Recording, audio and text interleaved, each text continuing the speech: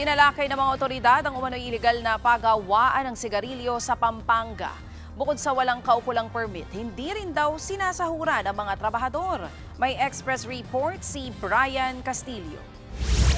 Sa isang tagong warehouse sa Mexico, Pampanga, nadiskubre ng Joint Task Force ng PNP, Bureau of Customs at BIR ang umano'y iligal na pagawaan na yan ng sigarilyo.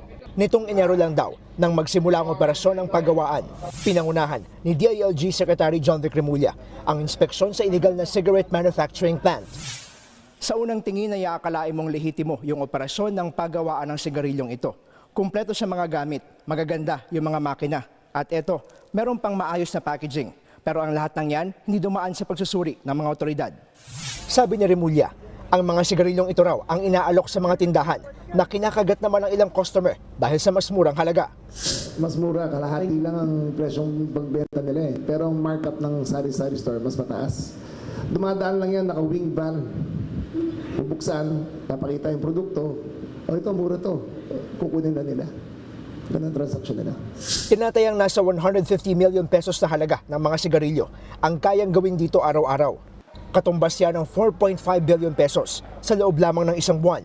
Bukod sa walang kaukulang permits ng pagawaan, gumagamit din daw sila ng peking tax stamps para magkunwaring nagbabayad ng buwis. Na-rescue naman ang nasa higit 60 Pilipino na trabahador dito. Stay-in daw ang mga ito at pinatutulog sa malabarong-barong na barracks na gawa sa pinagtagpi-tagping mga plywood. Ang malala pa, wala raw silang natatanggap na sweldo. Ang offer po sa kanila ay sweldo na 15,000 a month. Dapat 15-30 ang bayad sila pero hindi po sila sinweldohan ng huling pagtrabaho dito. Kaya we consider that involuntary servitude na ginagawa nila.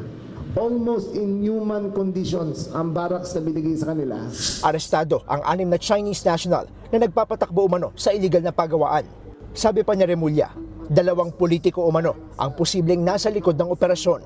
Nang tanungin kung anong posisyon ang hawak ng mga ito. Basta Luzon-based yung mga congressman yan. The entire ecosystem. Hawak na lang yung entire ecosystem ng illegal tobacco.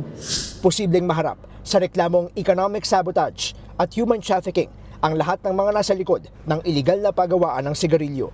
Nagbabalita mula sa frontline, Brian Castillo, News 5. Mga kapatid, Ruth Cabalpo, para sa mabilis na pasada ng mga balitang dapat niyong malaman, mag-follow at mag-subscribe sa social media pages ng News 5.